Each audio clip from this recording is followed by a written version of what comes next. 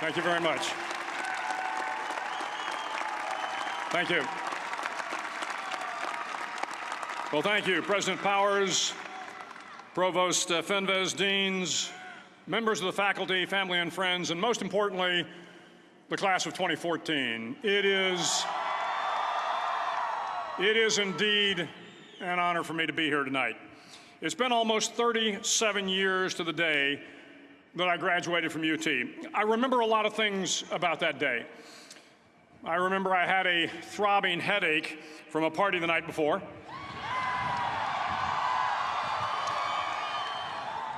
I remember I had a serious girlfriend, who I later married. That's important to remember, by the way. And I remember I was getting commissioned in the Navy that day. But of all the things I remember, I don't have a clue who the commencement speaker was, and I certainly don't remember anything they said. So acknowledging that fact, if I can't make this commencement speech memorable, I will at least try to make it short. So the university's slogan is, what starts here changes the world. Well, I've got to admit, I kind of like it. What starts here changes the world. Tonight, there are almost 8,000 students, or there are more than 8,000 students graduated from UT. So that great paragon of analytical rigor, Ask.com, says that the average American will meet 10,000 people in their lifetime. 10,000 people, that's a lot of folks. But if every one of you changed the lives of just 10 people, and each one of those people changed the lives of another 10 people, and another 10, then in 5 generations, 125 years, the class of 2014 will have changed the lives of 800 million people. 800 million people. Think about it. Over twice the population of the United States. Go one more generation, and you can change the entire population of the world, 8 billion people. If you think it's hard to change the lives of 10 people, change their lives forever, you're wrong. I saw it happen every day in Iraq and Afghanistan. A young Army officer makes a decision to go left instead of right down a road in Baghdad, and the 10 soldiers with him are saved from a close-in ambush. In Kandahar province, Afghanistan, a non-commissioned officer from the female engagement team senses that something isn't right and directs the infantry platoon away from a 500-pound IED, saving the lives of a dozen soldiers. But if you think about it, not only were those soldiers saved by the decisions of one person, but their children were saved, and their children's children. Generations were saved by one decision, one person. But changing the world can happen anywhere, and anyone can do it.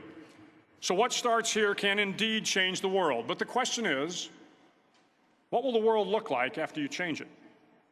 Well, I'm confident that it will look much, much better. But if you'll humor this old sailor for just a moment, I have a few suggestions that may help you on your way to a better world. And while these lessons were learned during my time in the military, I can assure you that it matters not whether you ever served a day in uniform.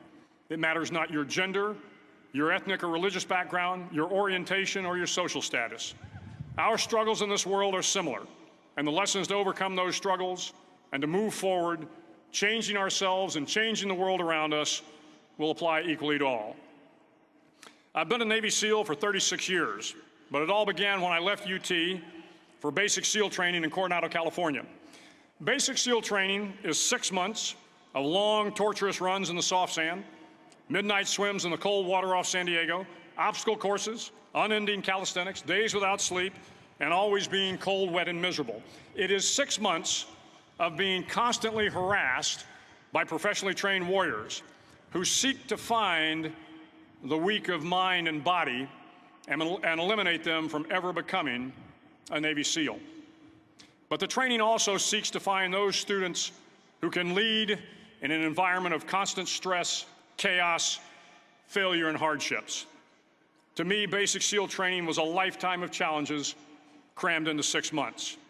So here are the 10 lessons I learned from basic SEAL training that hopefully will be of value to you as you move forward in life.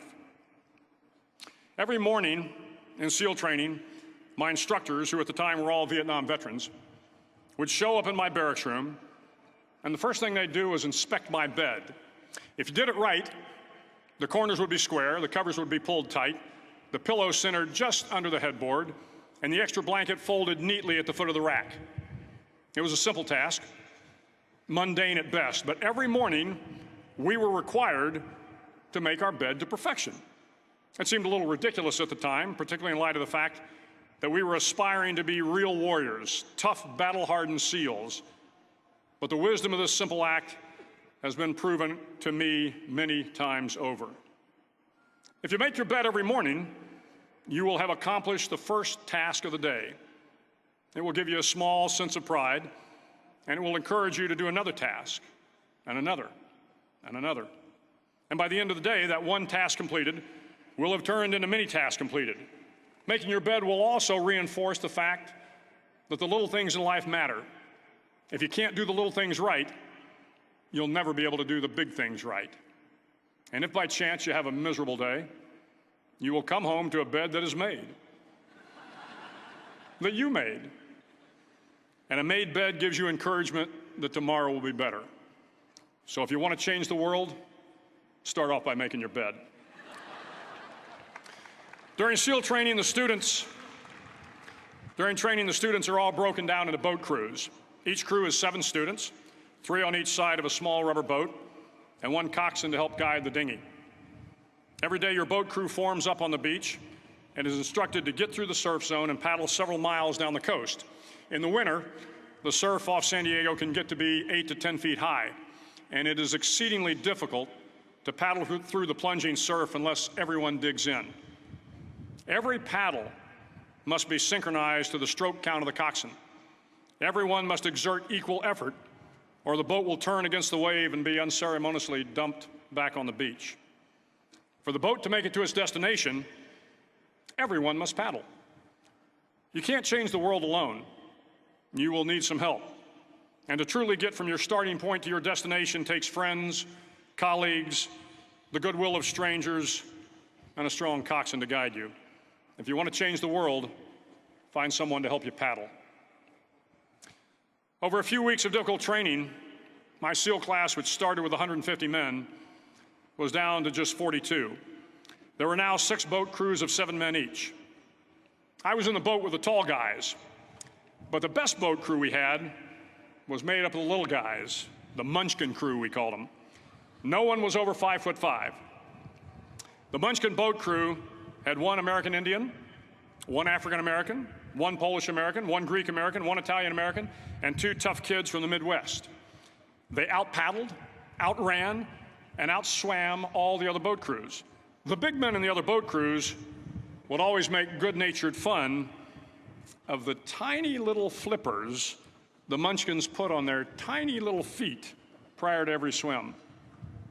But somehow these little guys from every corner of the nation and the world always had the last laugh, swimming faster than everyone and reaching the shore long before the rest of us. SEAL training was a great equalizer. Nothing mattered but your will to succeed, not your color, not your ethnic background, not your education, not your social status. If you want to change the world, measure a person by the size of their heart, not by the size of their flippers. Several times a week, the instructors would line up the class and do a uniform inspection. It was exceptionally thorough. Your hat had to be perfectly starched, your uniform immaculately pressed, your belt buckle shiny and void of any smudges.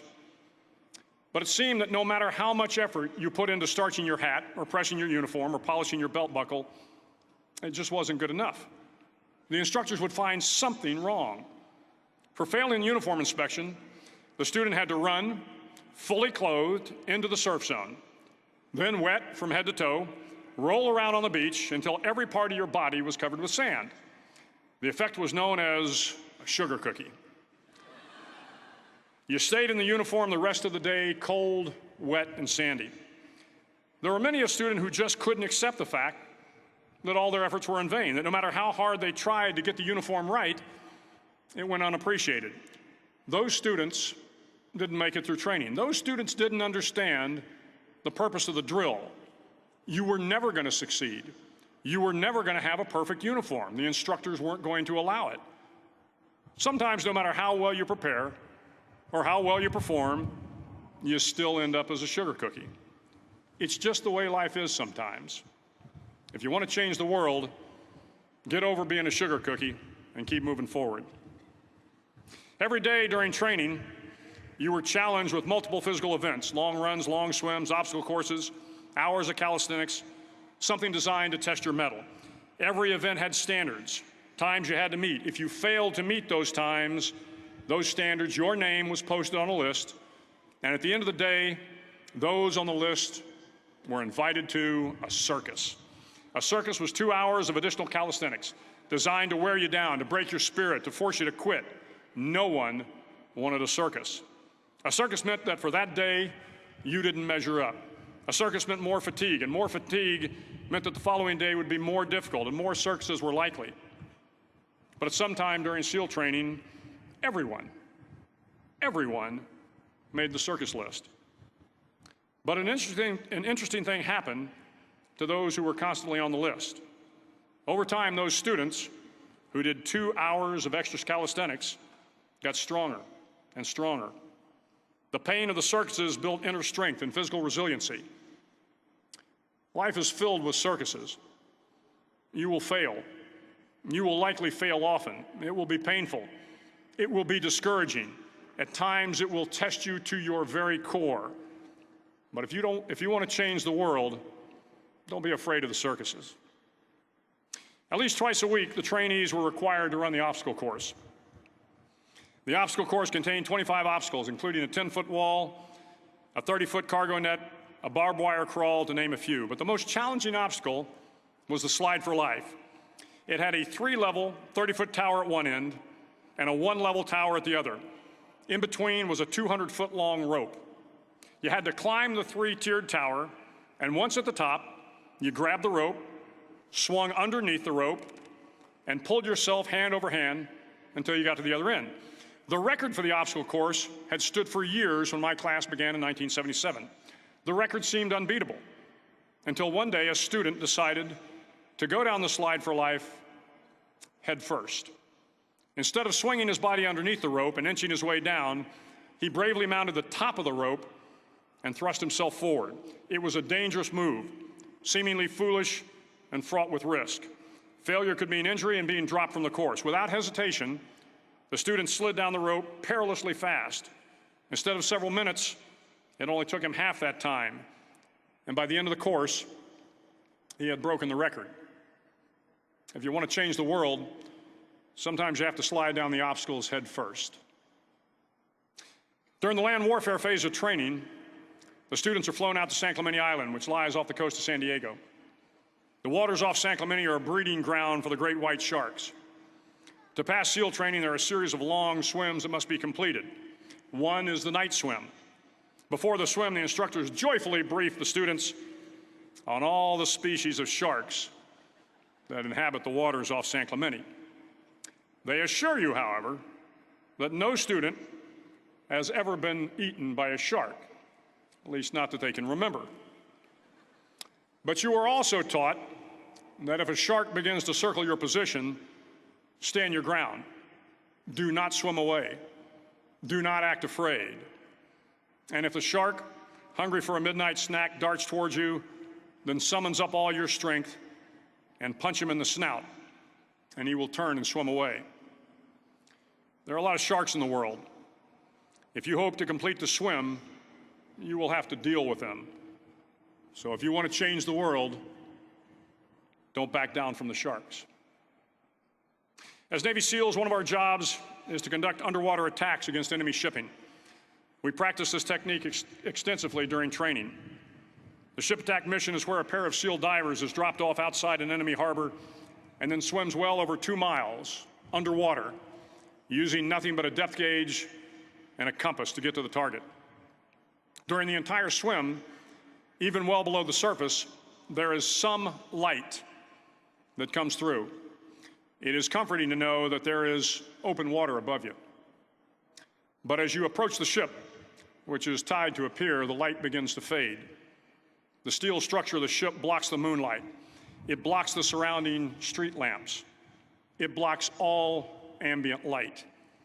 To be successful in your mission, you have to swim under the ship and find the keel, the center line, and the deepest part of the ship. This is your objective. But the keel is also the darkest part of the ship, where you cannot see your hand in front of your face, where the noise from the ship's machinery is deafening, and where it gets to be easily disoriented, and you can fail. Every SEAL knows that under the keel, at that darkest moment of the mission, is a time when you need to be calm, when you must be calm, when you must be composed, when all your tactical skills, your physical power, and your inner strength must be brought to bear. If you want to change the world, you must be your very best in the darkest moments. The 9th week of training is referred to as Hell Week. It is 6 days of no sleep, constant physical and mental harassment, and one special day at the Mud Flats. The Mud Flats are an area between San Diego and Tijuana where the water runs off and creates the Tijuana Sloughs, a swampy patch of terrain where the mud will engulf you. It is on Wednesday of Hell Week that you paddle down to the Mud Flats and spend the next 15 hours trying to survive this freezing cold, the howling wind, and the incessant pressure to quit from the instructors. As the sun began to set that Wednesday evening, my training class, having committed some egregious infraction of the rules, was ordered into the mud. The mud consumed each man till there was nothing visible but our heads. The instructors told us we could leave the mud if only 5 men would quit. Only 5 men, just 5 men, and we could get out of the oppressive cold. Looking around the mud flat, it was apparent that some students were about to give up. It was still over 8 hours till the sun came up. 8 more hours of bone-chilling cold. The chattering teeth and the shivering moans of the trainees were so loud, it was hard to hear anything. And then one voice began to echo through the night. One voice raised in song. The song was terribly out of tune, but sung with great enthusiasm. One voice became 2, and 2 became 3, and before long, everyone in the class was singing. The instructors threatened us with more time in the mud if we kept up the singing, but the singing persisted. And somehow the mud seemed a little warmer, and the wind a little tamer, and the dawn not so far away. If I have learned anything in my time traveling the world, it is the power of hope. The power of one person, a Washington, a Lincoln, King, Mandela, and even a young girl from Pakistan, Malala. One person can change the world by giving people hope. So if you want to change the world, start singing when you're up to your neck in mud. Finally, in SEAL training, there's a bell. A brass bell that hangs in the center of the compound for all the students to see. All you have to do to quit is ring the bell. Ring the bell, and you no longer have to wake up at 5 o'clock. Ring the bell, and you no longer have to be in the freezing cold swims. Ring the bell, and you no longer have to do the runs, the obstacle course, the PT, and you no longer have to endure the hardships of training. All you have to do is ring the bell to get out. If you want to change the world, don't ever, ever ring the bell. To the class of 2014, you are moments away from graduating, moments away from beginning your journey through life, moments away from starting to change the world for the better. It will not be easy, but you are the class of 2014, the class that can affect the lives of 800 million people in the next century. Start each day with a task completed. Find someone to help you through life. Respect everyone. Know that life is not fair and that you will fail often. But if you take some risks, step up when the times are the toughest, face down the bullies, lift up the downtrodden, and never, ever give up. If you do these things, the next generation and the generations that follow will live in a world far better than the one we have today. And what started here will indeed have changed the world for the better. Thank you very much. Hook 'em horns.